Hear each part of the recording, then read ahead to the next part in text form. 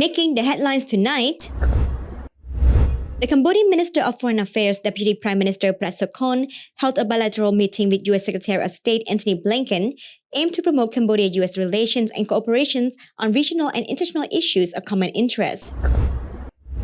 Prime Minister Hun Sen publicly stated in front of ASEAN and U.S. leaders during the ASEAN-U.S. Special Summit that Cambodia does not have foreign military bases on its territory.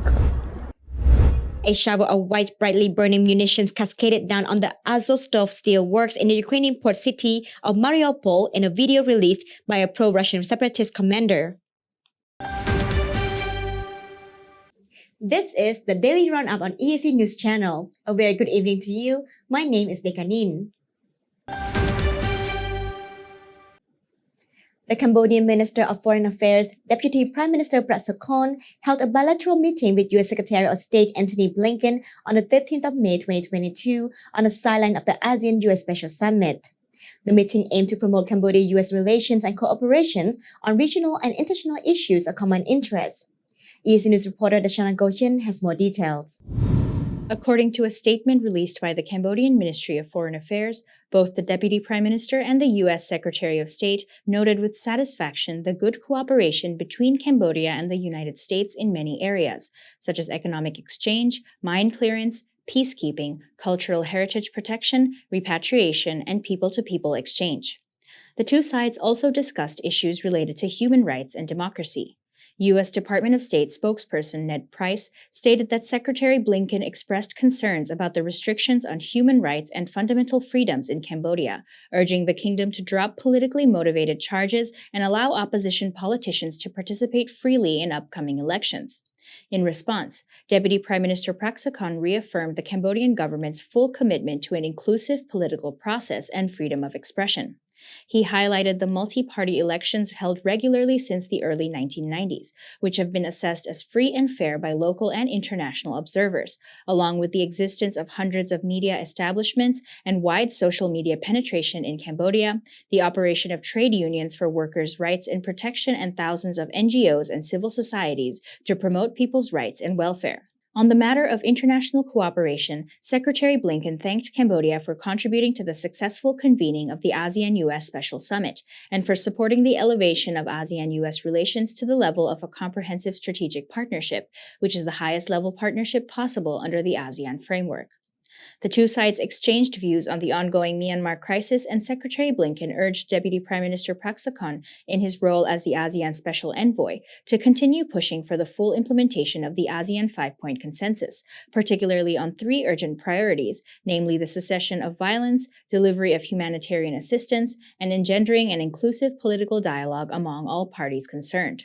Regarding the matter of the Ream Naval Base, spokesperson Ned Price stated that Secretary Blinken further reiterated U.S. concerns about how the People's Republic of China's construction of military facilities could negatively affect regional security, to which Deputy Prime Minister Prat Sokhonn responded to by reiterating Cambodia's firm adherence to the Cambodian Constitution, which does not permit foreign military base or presence on Cambodian soil.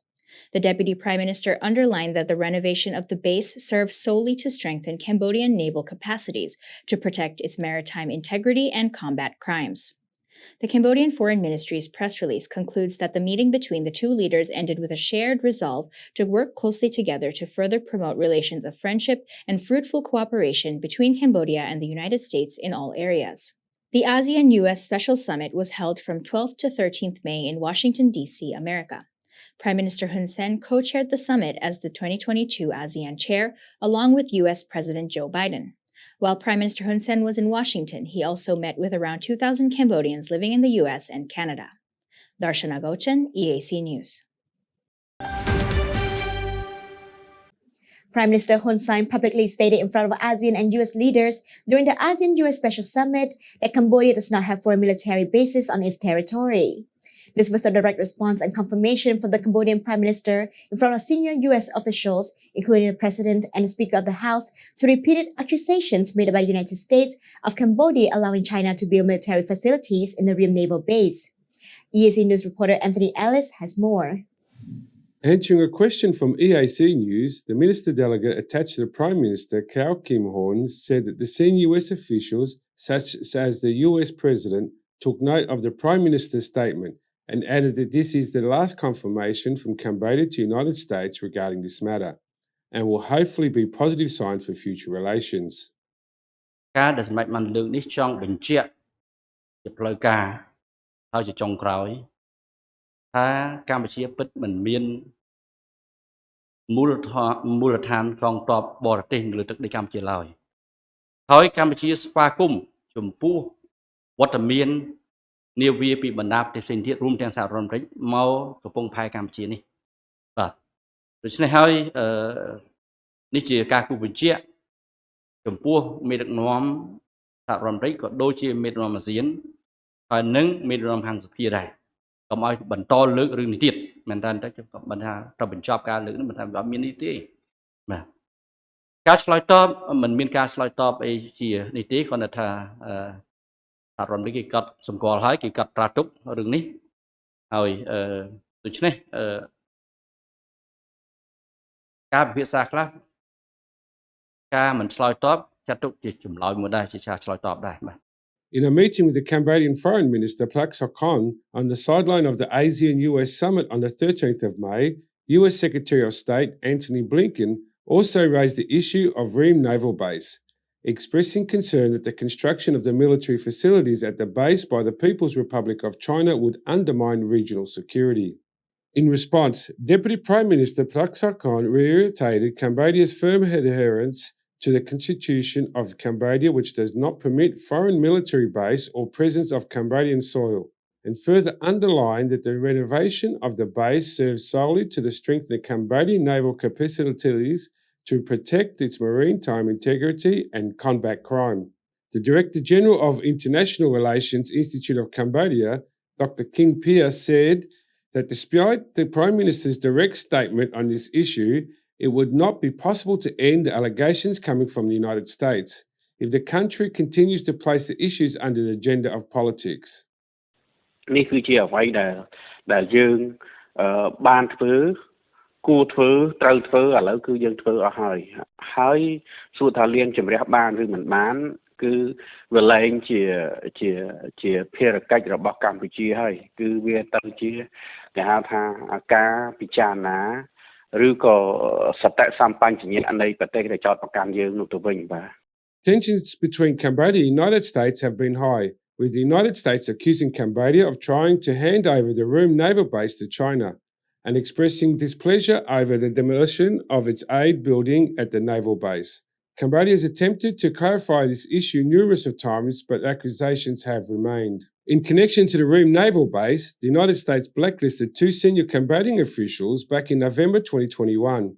The Director General of Defence Ministry Material and Technical Service Department, Chow Pulim, and Navy Commander T. Vin, under the Global Magnitsky Sky Act, which authorised the US government to censure foreign government officials to US deemed as human rights offenders. Anthony Ellis, EAC News. Before the opening of the ASEAN-US Special Summit, the United States mentioned an initiative worth $150 million to strengthen ASEAN-US relations and cooperation. $60 million from this initiative will be allocated to developing maritime cooperation, a move that is likely to affect China. However, the delegation representative of the 2022 ASEAN chair confirmed that this cooperation has not yet been discussed in detail and made into an action plan. EAC News reporter Dashana Gochin has the details. The minister delegate attached to the Prime Minister, Kao Kim Hoon, confirmed to EAC News that the announcement of strengthened maritime cooperation was just a joint concept formed between the two regions and that no specific action plan yet has been made.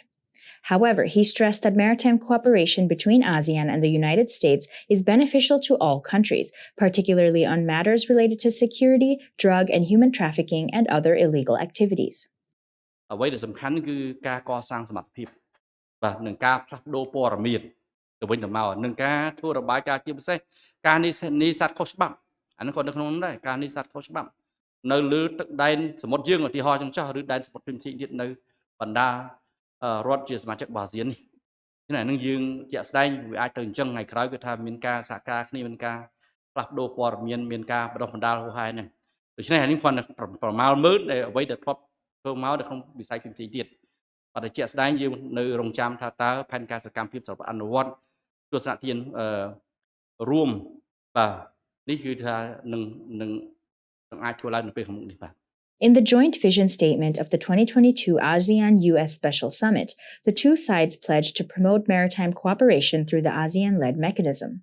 ASEAN-US plans to establish new relations as well as enhance cooperation and coordination among relevant agencies, including maritime law enforcement agencies, to work together to improve maritime awareness, search and rescue, maritime security, and prevention of illegal, unreported, and unregulated fishing through the sharing of information, practice and expertise, as well as technical assistance that will complement and not replicate existing mechanisms. The two sides pledged to continue efforts to protect, restore, and manage the marine environment sustainably. The 10th point in this joint vision statement is, we are dedicated to maintaining peace, security, and stability in the region, and to ensuring maritime security and safety, as well as freedom of navigation and overflight and other lawful uses of the seas, as described in the 1982 UNCLOS, and unimpeded lawful maritime commerce, as well as non-militarization and self-restraint in the conduct of activities.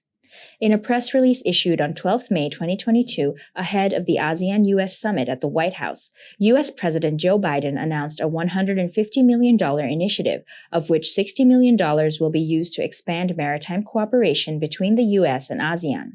This initiative will be largely led by the U.S. Coast Guard. The U.S. Coast Guard will manage money and equipment, deploy additional staff to the Indo-Pacific, a cutter to Southeast Asia and Oceania for security cooperation, as well as train ASEAN countries in these areas. Chinese Foreign Ministry spokesperson Zhao Lijian stated during a regular press conference on Friday that China and ASEAN do not seek zero-sum games or push for bloc confrontation. China welcomes all cooperation initiatives as long as they can promote long-term and sustainable development and common prosperity in the region. He continued, both China and the U.S. are Asia-Pacific countries. There is no reason why we cannot share regional friends. It is important to heed the call of regional countries to maintain peace, deepen cooperation, and seek common development and uphold the principles of mutual respect and win-win cooperation. The South China Sea dispute escalated in 2013 when China began building the Spratly and Paracel Islands. The 5 ASEAN countries involved in the dispute over territorial and maritime claims and trade routes with China are the Philippines, Brunei, Indonesia, Malaysia, and Vietnam. The president of the Royal Academy of Cambodia, Dr. Sok Tuch, told EAC News that by enhancing relations with ASEAN this year, it shows that the United States is looking to increase its influence in Southeast Asia after holding concerns about Chinese influence and seeing regional failures in Africa and East Asia. He added that increasing maritime cooperation between ASEAN and the United States was only a temporary initiative, but could not have a serious impact on China. ខ្ញុំគិតថានេះគ្រាន់តែជារូបភាពទេបាទដើម្បីប្រមូលកម្លាំងទេភាពពិតគឺអ្នកដែលខ្លាំងនោះគឺកូរ៉េត្បូងហើយជប៉ុននោះទេបាទអាស៊ានវាឃើញថាវាប្រទេសនោះ3 4វាជាប់ទំនាស់ហ្វីលីពីនម៉ាឡេស៊ីហើយនឹងឥណ្ឌូនេស៊ីអីនេះជាប់វៀតណាមនឹងវាជាប់ប៉ុន្តែពីគាត់ជាការពូតផ្ដុំដើម្បីទប់ទល់ស្ថានភាពទេប៉ុន្តែបញ្ហានេះគឺមានតែបញ្ហាសម្រុះសម្រួលដោះស្រាយដោយសន្តិវិធីបាទបទពិសោធន៍តែធៀបរឹងទៅរបស់អាមេរិកនិង NATO នឹងហើយដែលធ្វើឲ្យពិភពលោកឈឺក្បាលរុស្ស៊ីទប់មិនបានហ្នឹងវាបង្កើតបានជាសង្គ្រាមឈ្លានពានហ្នឹង The 2022 ASEAN Chair, Prime Minister Hun Sen, announced on 11th May from Washington, D.C., during a meeting with more than 2,000 Cambodians living in the United States and Canada, that any initiative in the Asia-Pacific region for Cambodia is based on 3 principles: to serve peace and development, to not be against any country, and to respect the unity of ASEAN. នេះជាគោលការណ៍ 3 ដែលយើងសម្រេចថាគ្រប់គ្រងឬមិនគ្រប់គ្រងនៅក្នុងក្របខ័ណ្ឌគំនិតរួចផ្ដើមទាក់ទិននឹង Indo-Pacific ឬ Asia-Pacific ខ្ញុំបានបញ្ជាក់ប្រាប់នាយករដ្ឋមន្ត្រីជប៉ុនមូលហេតុដែលខ្ញុំគ្រប់គ្រងនៅនយោបាយនៅគំនិតរួចផ្ដើម Indo-Pacific សេរីនឹងបើកចំហខ្ញុំមានគោលការណ៍របស់ខ្ញុំអាស៊ានក៏មានគំនិតរួចផ្ដើមស្ដីអំពី Indo-Pacific របស់ខ្លួនឥឡូវកំពុងតែរៀបចំជាផែនការសកម្មភាព ដូច្នេះអាស៊ានមិនអាចដើរគ្រប់គ្រងនៅនេះដើរគ្រប់គ្រងនៅនោះដោយភ្លេចនៅអ្វីដែលជាគោលការណ៍របស់ខ្លួនដាក់ចេញមួយទេវាស្របនឹងគោលចំហរបស់កម្ពុជា Darshana Gochan, EAC News.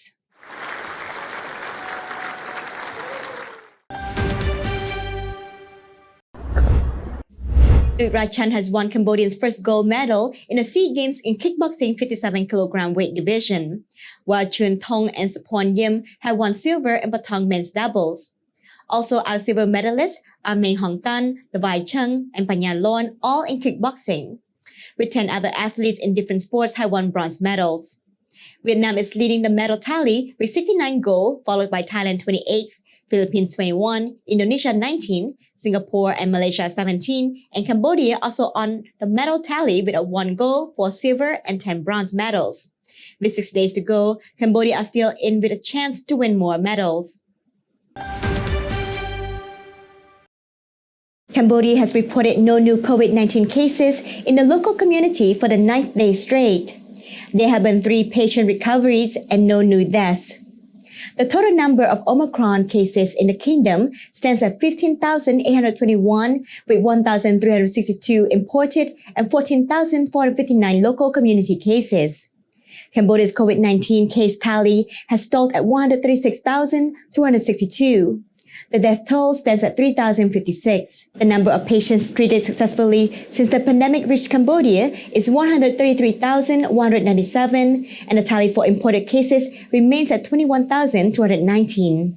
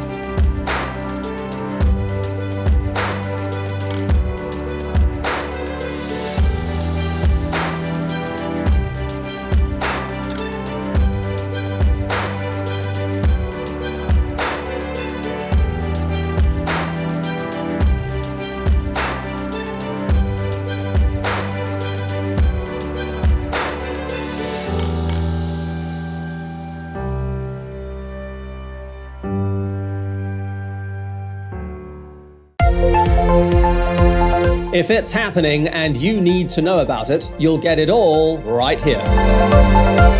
EAC News brings you updates and breaking news in English across all of our platforms and channels. The EAC News app, YouTube, Facebook, Telegram, Twitter, and our website www.eacnews.asia. Join me and the rest of the EAC News team every day on your favorite channels.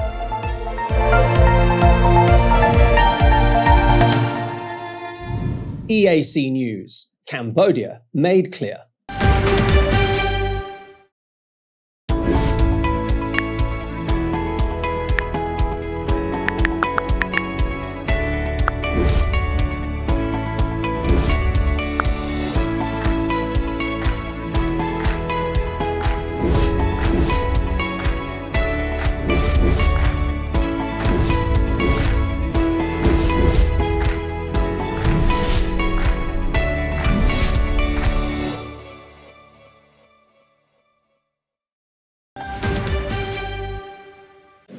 A shower of white, brightly burning munitions cascaded down on the Azovstal steelworks in the Ukrainian port city of Mariupol in a video released by a pro-Russian separatist commander on Sunday, 15th of May, 2022. The video shows projectiles bursting into showers of burning matter, which then explode on contact with the ground or buildings. Reuters was able to verify the location of the aerial footage to the Azovstal steel plant. The building seen in the video matched satellite imagery. Reuters was not able to confirm the time and date this video was taken. The video was posted on the Telegram messaging application by Alexander Khodakovsky, a commander of the pro-Russian self-proclaimed Republic of Donetsk. If you didn't know what it is and for what purpose, you could say that it's even beautiful, Khodakovsky said in a message beside the video. Khodakovsky could not be immediately reached for comment. Reuters was not able to immediately identify the type of munitions used in the video. The Ukrainian military said there was no let-up on Sunday in Russia's bombardment of the steelworks in the southern port, where a few hundred Ukrainian fighters are holding out weeks after the city fell into Russian hands. While Ukrainian National Guard and volunteers that seized the village of Ruskalazovo in fierce fighting on May 8th, 4 days into a counter-offensive that has thwarted Russia's bid to seize nearby Kharkiv, say Russian troops are withdrawing across border. We are pushing the Russians away and they go back to Russia. In the north and in the Kharkiv region, thanks be to God they leave. They head towards Russia, Alexander Yuvachenko, one of the soldiers, said. They left really quickly. They did not even have time to loot much. A lot of positions were abandoned, flak jackets and helmets laying around, another soldier said. Philippines election winner Ferdinand Bongbong Marcos Jr. said on Wednesday, 11th of May, that he would hit the ground running as president and was looking very carefully at candidates for his economic team while thanking his supporters after achieving a landslide election victory. The international community have started to welcome Marcos' presidency. Leaders from several countries have sent messages of congratulations of the camp of the president-elect Ferdinand Romualdez Marcos Jr. of Partido Federal Philippines on his implementing win of 2022 national elections. Marcos Jr., commonly referred as Bongbong Marcos, is the son of the namesake of the late dictator who ruled for 20 years before his 1986 overthrow. He won this year's elections with a landslide victory. Previously, he served as senator from 2010 to 2016. If you're asking regarding with the martial law thing, I don't think that he will do the same thing, because I mean, the martial law back in the Philippines, I think it's necessary because there's a anarchy going on in the Philippines during that time, and a lot of people rebelling, so military power is needed. But the brutality of it, I don't think that will happen. But if this regards and making the nation great again, his father is one of the proponents, and I think one of the best presidents that we ever had. So I think he will be. A member of one of the country's most notorious political families, Marcos Jr. is a successful accumulation of decades-long rebranding campaign that has revived the Marcos family name and image.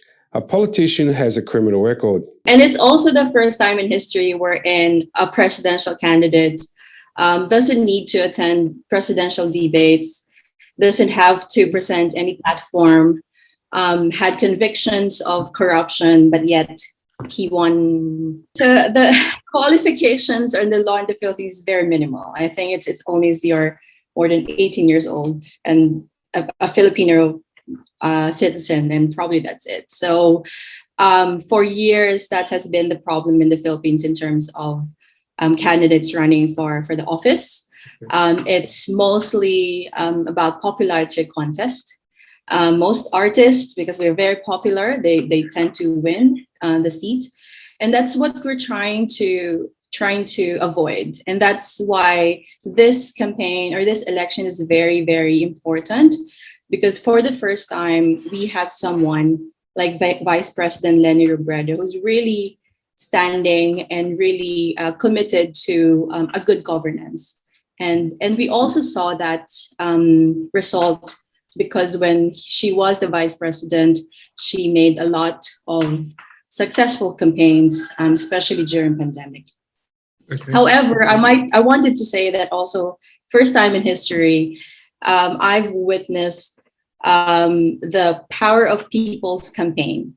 What I mean by people's campaign is what I've mentioned is like when Vice President Leni Robredo decided to run, she doesn't have any huge funds. She doesn't have any a lot of support, especially financial support. However, through all the campaign period, I witnessed a lot of volunteerism from the Filipinos we've witnessed kindness, creativity, and commitment by individuals, by Filipinos, to support Vice President in her candidacy. And that's also in Cambodia. I've also gained new friends here because we shared similar values. We shared same hope that finally we have a leader who can make a difference. Born on September 13, 1957, Marcos Jr. is the second child and only son of former president, dictator, and kleptocrat Ferdinand Marcos Sr. and former First Lady Imelda Ramirez Marcos. In 1970, Marcos was sent to England where he lived and studied at Worth School. He was studied there when his father declared martial law throughout the Philippines in 1972. He then enrolled at St. Emma's Hall, Oxford, to study philosophy, politics and economics. Despite his claims that he was graduated from a Bachelor of Arts in PPE, Oxford confirmed in 2015 that he had only received a special diploma in social studies, not a full graduate diploma. Having been in public service for over 25 years, Marcos Jr. has achieved a distinguished career in government. His electoral journey has allowed him to serve in several positions in both the executive and legislative branches of government. His various stints in the government have allowed him to carve his niche in rich polity history of the Philippines. From 1998 to 2007, Marcos Jr. served as governor at Ilocos Norte, where he served for 3 consecutive terms. In 2007, he was once again elected as Congress, where he was appointed Deputy Minority Leader of the House of Representatives. While serving as Governor, Marcos Jr. has been accredited for transforming the province of Ilocos Norte into a first-class province, prime agricultural exporter and tourism hotspot, which he said to have achieved by capitalising on the strengths of the land and its people and looking for new modern opportunities to develop province. I'm actually highly satisfied with the result. I mean, I expect President Marcos, I will call him president now, even if he's not, what do you call this? It's not official yet, but despite, I believe him to win the election because of the surveys that's going on in the Philippines, the Octa research and all those, he's been dominating the surveys. But a landslide victory after this election, the unofficial tally, last Tuesday, I think around 98% of the election returns was able to count was a 31 million vote. That's a history-making kind of election. Well, only this time. I mean, to see the election results, I'm very sad. I am disappointed, and there's a lot of emotions actually is happening. Until now, I still can't believe that the results of the elections. I still can't believe that a lot of Filipinos were blinded by the truth. And first time in our history that a presidential candidate has a huge, massive votes in a presidential election. Moving forward, Marcos Jr. ran for presidential office in 2022 elections and won with a landslide, 31 million votes, leading by more than 16 million votes among the population of 110 million people in the Philippines. Marcos Jr. has said he would hit the ground running as presidential and stated he would carefully elevating candidates for his economic team with infrastructure, jobs and energy prices as the main priorities. Reflecting on his campaign, he said very little about his objectives and focused more on a homogeneous message and unity of the country that have been long divided opinions of the Marcos family and their far-reaching political influence. A white teenager dressed in camouflage and body armor opened fire on Saturday in a grocery store in a black neighborhood of Buffalo, New York, killing 10 people in an attack authorities are calling an act of violent extremism motivated by race. Authorities said the man drove about 200 miles from his home outside Birmingham to the store where he staged the attack and live-streamed the carnage on the social media platform Twitch. Churchgoers at a luncheon banquet captured and tied up a shooter who killed 1 person and injured 5 others on Saturday, 15th of May in Orange County, California. The county's undersheriff said a person was killed in a shooting outside a downtown Los Angeles food market on Saturday, 14th of May. This weekend's headlines over shootings that have ended 12 people's lives and many wounded and lives has been turned upside down, never to be the same. The rampage is the latest in a string of high-profile mass shootings in the United States this year, the second in the state of New York in as many months. Here is a list of recent major mass shootings. New York City, April 12, 2022. In one of the most violent attacks in the history of New York transit system, 23 people were wounded when 62-year-old man activated a smoke bomb and opened fire in a subway. He was taken into custody the next day. Michigan, November 30th, 2021. 4 students were killed and 7 other people were wounded after a teenager opened fire at a high school in Oxford, Michigan. It was the deadliest school shooting in the United States last year. Indianapolis, April 16, 2021.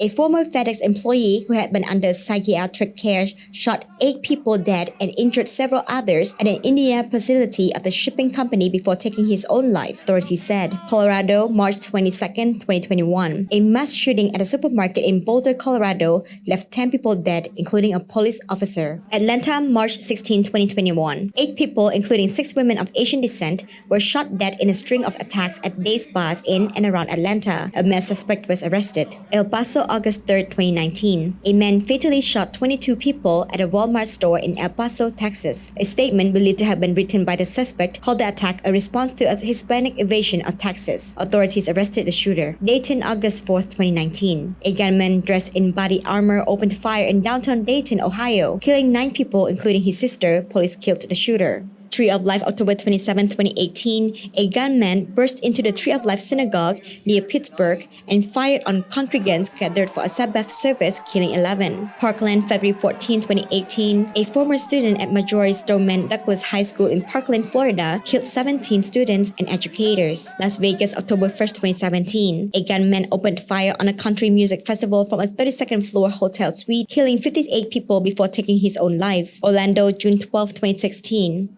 A gunman fatally shot 49 people at Pulse, a gay nightclub, before he was shot dead by police. Charleston, June 17, 2015. A white supremacist killed 9 black churchgoers at a church in Charleston, South Carolina. He was sentenced to death. Newton, December 14, 2012. A heavily armed gunman killed 26 people, including 20 children from 5 to 10 years old, in a rampage at Sandy Hook Elementary School in Connecticut.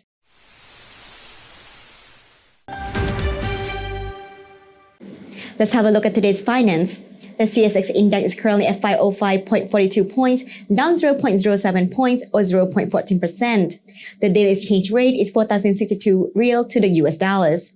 Now a look at what else is happening in finance around the world. Stocks, oil slip as China data feed recession fears. Asian share markets stumbled on Monday and oil prices slid after shocking weak data from China underlined the deep damage lockdowns are doing to the world's second largest economy. China's April retail sales plunged 11.1% on the year, almost twice the fall forecast, while industrial output dropped 2.9% when the analysts looked for a slight increase. In Europe, Euro Stoxx 50 and FTSE futures both eased 0.3%. SP 500 stock futures lost early gains to drop 0.6%, while Nasdaq futures fell 0.5%.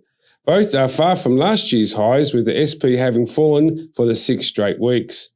Chinese blue chips shed 0.8% in reaction, while commodity currencies took a knock led by the Australian dollar, which is often used as a liquid proxy for the yen. MSCI's broadcast index for Asian Pacific shares outside Japan lost early gains to stand flat, following a slide of 2.7% last week when it hit a 2-year low. Japan's Nikkei clung to gains of 0.5%, having lost 2.1% last week, even as the weak yen offered some support for exporters. Sky-high inflation and rising interest rates drove US consumer confidence sink to an 11-year low in early May and raised stakes for April retailing sales due on Tuesday. The pullback saw the dollar come off a 2-decade top through not much.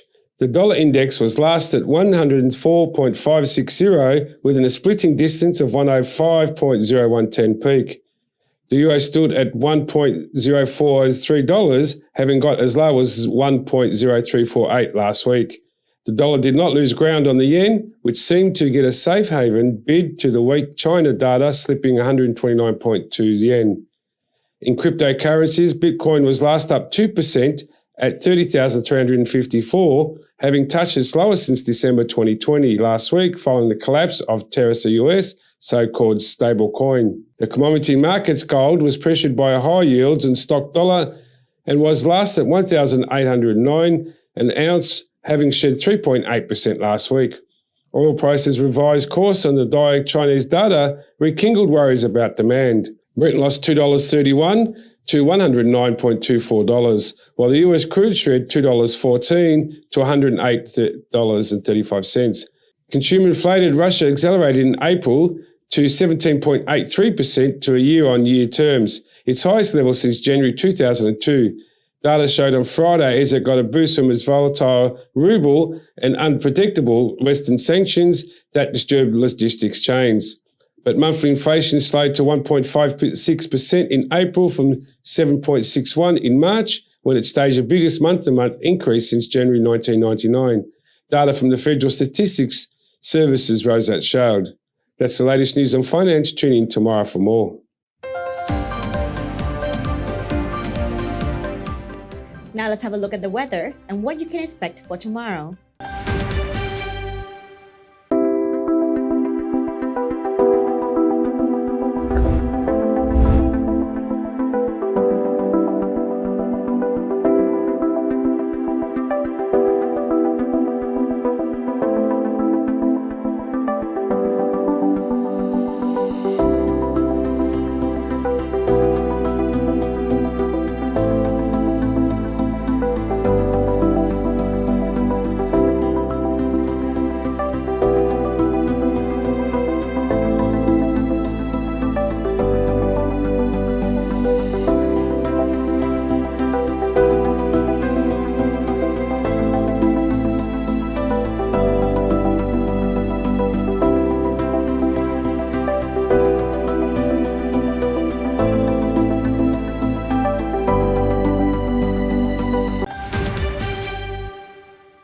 And finally, Ukraine's Kalush Orchestra won the Eurovision Song Contest on Saturday, 14th of May, making Ukrainians proud and hopeful of another win in their battle against invading Russian forces. Ukraine's Kalush Orchestra won the contest in Italy on Saturday night with their entry Stefania, riding a wave of public support to claim an emotional victory that was welcomed by the country's president. Sung in Ukrainian, the winning song fused rap with traditional folk music and was a tribute to band frontman Olesiuk's mother. Kyiv resident Lyubov Savinkova said she was overwhelmed watching the show on Saturday and seeing other countries' contestants' public show of sympathy for Ukraine following Russia's invasion in February. Yesterday we watched Eurovision. Emotions were very cool. We were very happy with Ukraine's victory and we hope that we will win not only at Eurovision. I was overwhelmed with emotions when Iceland came up with Ukrainian flags and also when Kalush spoke for Azovstal. I am now also recording Instagram stories here where there is a banner for Mariupol because we are also very worried about them and happy for our victory. Housewife Natalia Suvarova said it was key that Ukraine host next year's song contest despite ongoing fighting.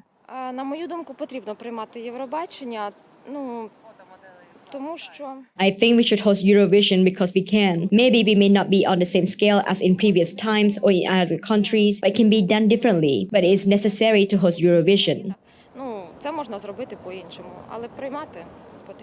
Residents in the Ukrainian town of Kalush, hometown to the winners of the 2022 Eurovision Song Contest, were in seventh heaven on Sunday. Proud residents strolled in the sunshine in Ukraine's western Ivano-Frankivsk region the day after Kalush Orchestra triumphed with their entry Stefania. With all my soul, all my love, I love my Kalash. My wife and I have been watching until 1 a.m. and we were happy to win. I was jumping. I was seventh heaven, you understand? How I worried about my guys, but I also want us to end the war as fast as possible, and it would be an even bigger victory. Other residents say they had no doubt Ukraine would win, and some also said they think Ukraine is ready to host Eurovision. The winners traditionally get to host the event the following year, and Ukraine is hoping that it will be in a position to do so in 2023. This is the third time that Ukraine has won Eurovision. Ukraine was in fourth place based on jury voting, but claimed victory with a record tally in viewer voting in an event that features 40 nations.